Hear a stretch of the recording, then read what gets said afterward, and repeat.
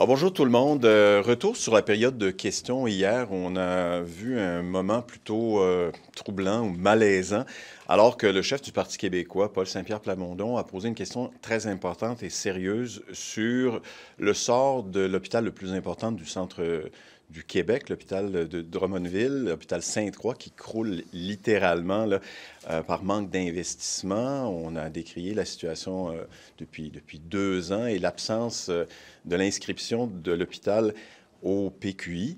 Pas de réponse très claire à savoir si des investissements seraient faits à court terme sur cet hôpital. Et en relance, moi, j'ai voulu savoir auprès du ministre de la Santé s'il allait agir pour ce qui est de la santé et de la sécurité des employés, du personnel de laboratoire, de pathologie, qui sont exposés à des émanations de formaldéhyde qui mettent à risque leur santé. On veut évidemment le remplacement de cet équipement le plus rapidement possible.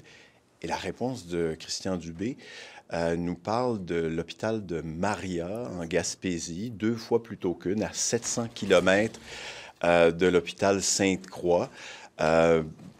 On n'a pas trop saisi pourquoi il a pu confondre ces 2 hôpitaux avec des problèmes bien distincts, mais surtout pourquoi il ne semblait pas savoir qu'il y a une crise majeure à l'hôpital Sainte-Croix et que la santé, la sécurité du personnel est en cause. En période de compression budgétaire, on se demande si des investissements sont faits à très court terme, si on peut les rassurer, les accompagner. Et évidemment, on n'a pas obtenu de réponse. Donc, on réclame de la part du ministre qu'il, je dirais, se ressaisisse et explique ce qu'il entend faire pour s'assurer que le problème immédiat là, en pathologie soit réglé. Et de façon plus large, l'inscription du PQI, au PQI de l'hôpital Sainte-Croix et du nouvel hôpital de Drummondville d'ici la fin du mandat, c'est pas sérieux. Un mot pour dire qu'il y a un certain nombre de nouvelles que le gouvernement, lorsqu'il a planifié son année, aimerait mieux qu'on ne discute pas ici. On va parler du soutien à domicile. J'ai reçu il y a quelques semaines déjà une note qui m'indiquait qu'on pouvait couper, pas nécessairement pour des raisons cliniques. Donc, il faut sauver de l'argent.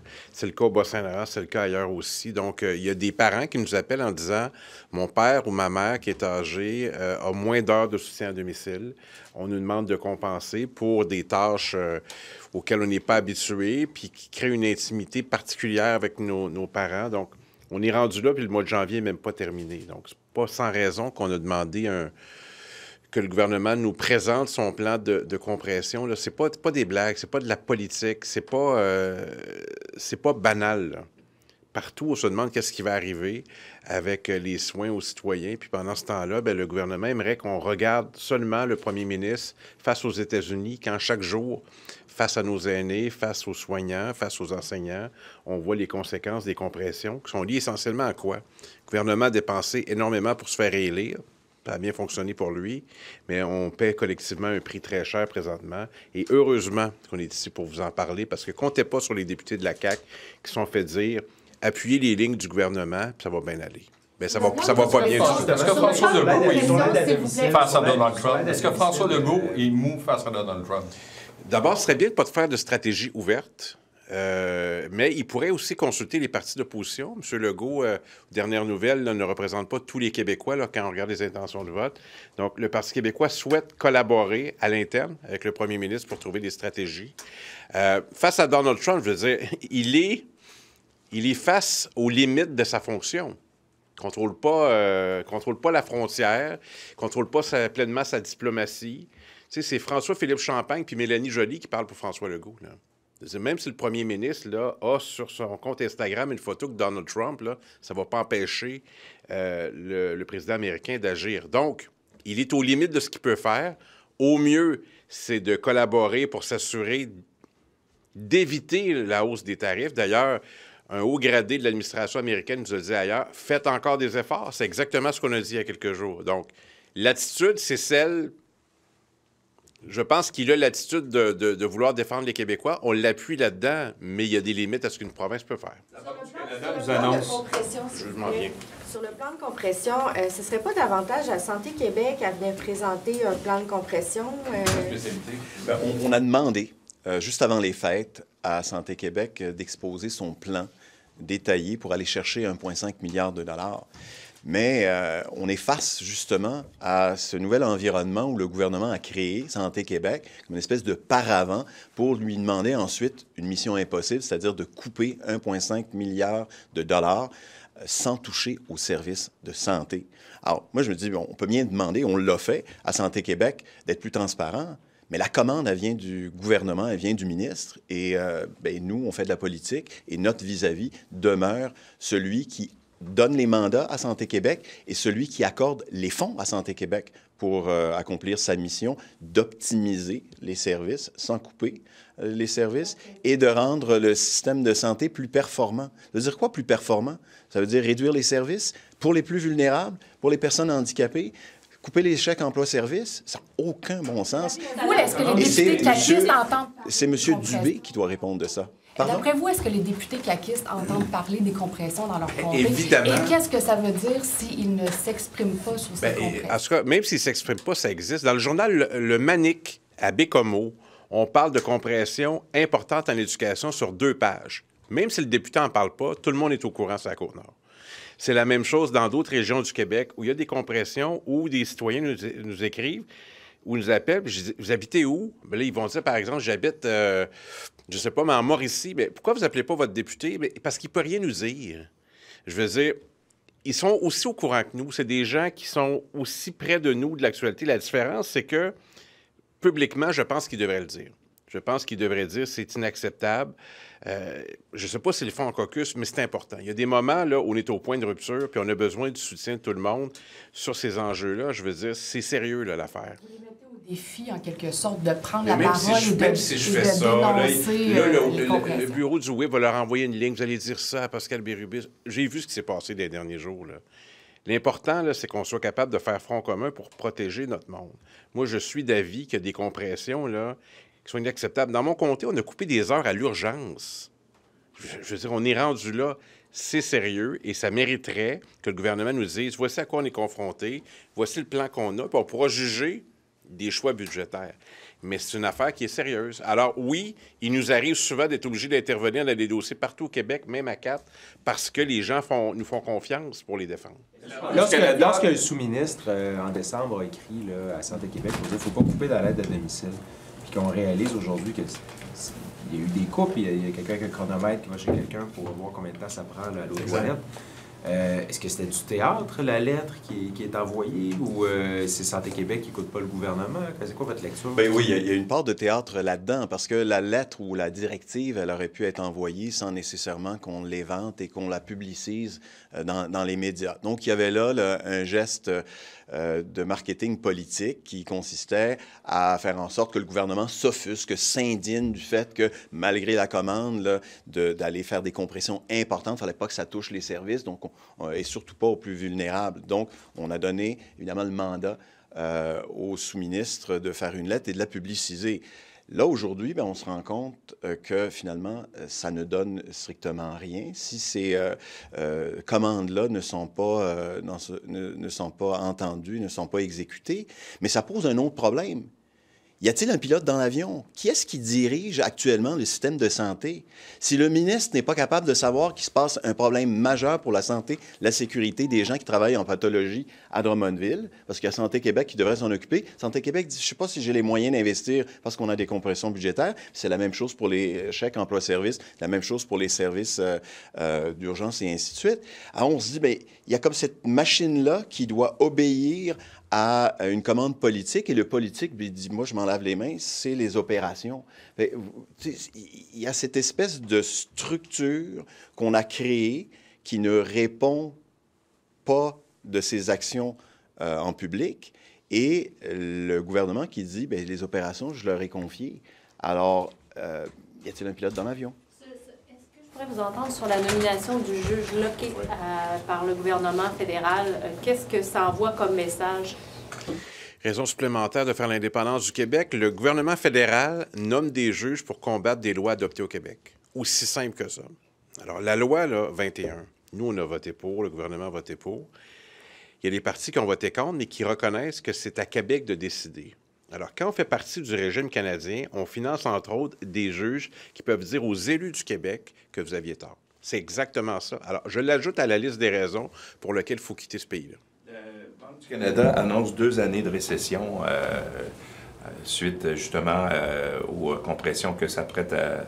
Pas aux compressions, mais aux tarifs que s'apprête à imposer Donald Trump. Comment est-ce qu'on doit réagir? Est-ce qu'il faut repousser l'atteinte du déficit zéro?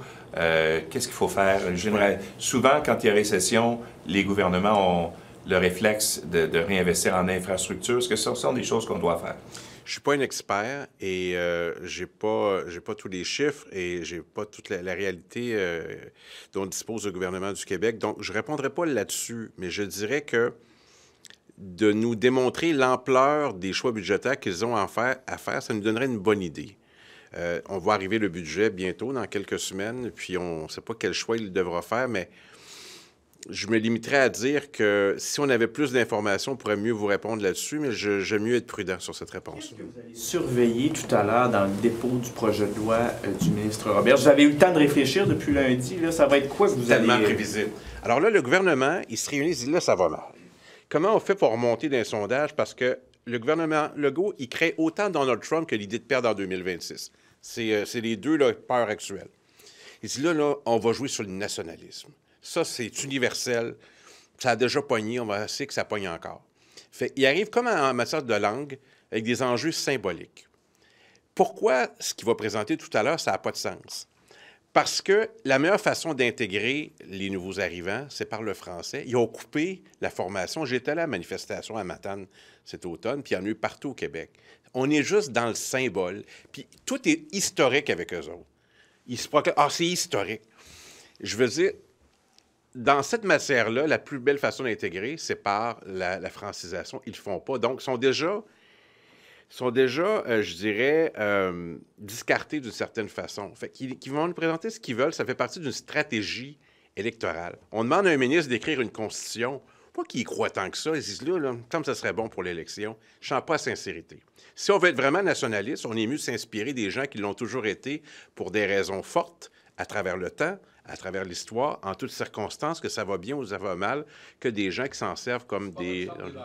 Ce qu'il est en train de faire en morceaux. Je ne sais pas ce qu'il est en train de faire. Puis je sais pas pas québécoise, l'intégration, loi sur la laïcité. C'était pas mal votre plan en 2012. Je ne l'ai pas vu. C'était le plan de Drainville. Vous ne l'avez pas vu? Le plan de Drainville? Non. Vous étiez là. J'ai pas lu ce que Jean-François Robert va présenter. C'est de ça que je parle. La charte. On ne sait pas ce qu'il va présenter tantôt. Mais en matière de laïcité, encore une fois, le Parti québécois a eu beaucoup de courage. Qu'est-ce qui a fait en sorte qu'on ne l'a pas adopté? Pourquoi? Parce que la CAQ l'ADQ était contre. C'est ça la vraie raison. Vous étiez là, puis moi, j'étais là. Donc, s'ils avaient dit oui, parce qu'ils trouvaient qu'on allait trop loin, ça serait adopté depuis 2013 ou 2014. C'est ça la vraie raison. Il n'y en a pas d'autre. Alors, ils se sont dit à un moment donné, ouais, on pourrait essayer ça. Il faut dire les vraies choses. Comptez sur moi. Que Mme Guilbeault sait ce qui se passe à la SAC. On va avoir des nouvelles de la SAC là, ce matin. Est-ce que vous pensez que Mme Guilbeault sait... Qu'est-ce que je pense de Mme Guilbeault? Non, est-ce que vous pensez que Mme Guilbeault sait ce qui se passe à la SAC? Je pense que cette question... Oui, c'est mieux, ça vaut mieux. Bien, qu'est-ce que Mme Guilbeault sait qu'on ne sait pas sur... le fiasco de sa clique, certainement beaucoup plus. Elle sait certainement beaucoup plus de choses que nous. La question qui se pose, puis je pense qu'il va y avoir un débat là-dessus, c'est est-ce qu'elle a accepté tacitement ou directement que la SAC refuse pendant 9 mois de déposer un rapport qui va démontrer ce qui s'est passé véritablement lors du fiasco de sa clique? Est-ce qu'elle est, en d'autres mots, là, un peu associée à ce délai qui va à l'encontre des règles, qui est carrément un outrage à l'Assemblée nationale? Moi, je pense que c'est ça le fond de la question. Est-ce qu'elle a eu accès à l'information, ce qui serait un autre problème dans la mesure où je pense que l'information auquel elle a accès, c'est l'information auquel on devrait tous avoir accès là, dans un certain délai. C'est pour ça que les règles existent. Mais le fond de l'histoire, c'est pourquoi ça a pris 9 mois. Puis est-ce que la ministre est d'accord qu'il y ait un délai aussi long? Est-ce qu'on peut vous entendre sur cette enquête sur les coops d'habitation? Ouais. Est-ce qu'il faut que le gouvernement intervienne et comment? En fait, les règles de gouvernance, je pense, des coopératives, le gouvernement n'a pas, à mon point de vue, à s'en mêler si elles sont respectées. Il y a une gouvernance interne. Ce sont des organismes quand même qui sont régis par des règles. Et là où il peut y avoir vraiment un rôle gouvernemental, à mon point de vue, c'est là où le gouvernement finance une partie des opérations et le gouvernement doit donc appliquer des critères et avoir des indicateurs qui permettent de s'assurer que les fonds publics qui sont investis dans les coops servent justement à favoriser le logement pour ceux qui en ont le plus besoin.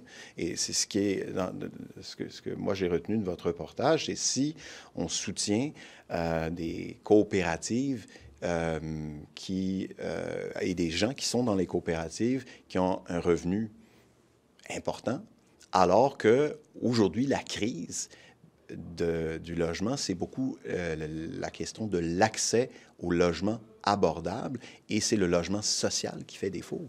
Et c'est là-dessus qu'il faut intervenir pour le gouvernement. Si l'on investit dans les coopératives qui n'en ont pas besoin, alors qu'on néglige de le faire pour le logement social, bien évidemment, c'est absolument inadmissible. Juste corriger. Tantôt, j'ai dit, 2012 à 2014, c'était bien la CAQ et non l'ADQ. La CAQ qui était là, et pour les mêmes raisons, en matière de langue et en matière de laïcité, on n'a pas pu aller de l'avant comme gouvernement minoritaire parce qu'ils trouvaient qu'on allait trop loin à ce moment-là. Et j'ai siégé avec François Legault. Je me souviens très bien que ni la laïcité ni la langue étaient des préoccupations majeures. Alors, c'est devenu des enjeux électoraux sous la CAQ. Voilà ce que je voulais préciser. Do you think that Minister Roberge's bill could make some kind of difference when it comes to integration? Do you think there's any value in tabling a bill like this at this point? When you cut the French formation for newcomer in Quebec, it seems to me that it's the worst thing to do if you want to say welcome to immigrants in Quebec. So it doesn't matter what you have to say about those symbols today. It's about a daily basis, and people who are in Quebec don't have the opportunity to learn French. This is the major concern for us. Do you see this at all as a rehash of the Charter of Values? They're afraid of two things: Donald Trump and lose the election in 2026. Those are their major concern right now. And Mr. Legault trying to find some ways to be more popular is very afraid of losing power. He's very into this. And Mr. Arsenault, just quickly on cuts in home care right now, we've heard Minister Dubé say repeatedly that, they're trying to limit the impact on patients. What do these cuts say to you? I think that what's troubling is not only the cuts and the consequences, but it's the government will to pretend that there are no cuts, that there are no consequences. So hypocritically, the government is saying that he's not cutting into the spending to help the people most vulnerable in the society. So that's what affects me. If the government has a plan, if the government needs to better manage public spending, he has to let us know where he's going to act and defend it. And right now, he's saying there are no cuts. We're not. We're just, asking all the organizations, the CIS and the CIUS, to respect their budgets. Well, the consequence of those, decisions are dramatic. So, first thing, government has to admit what's happening, and he's got to make choices and defend them. Right now, it's none of them. On tariffs, do you believe that the Premier is doing enough to reassure Quebecers? About what? On tariffs. Well, we propose him to work closely with him in a Quebec team. I do think that we don't need to make some public speculation, public strategy. So We'll see. But Mr. Legault has limited power. He's a premier of a province. He doesn't have any power on the border and on the diplomacy. So he only have a picture of him with Donald Trump on his Instagram. That's it. Do you think that an SAQ boycott would be a good start? No public speculation. You don't want to send some information about our strategy. I don't think it's a good thing to leak those kind of possibilities. So we'll see. We need to be ready. So I guess Premier Legault is ready, but it's one of 10 provinces in Canada. So all our expectation is on Justin Trudeau and his staff. This is what Quebec is about right now. When you work with the United States, it's Canada with the United States. It's not Quebec. So it's a reality check for us.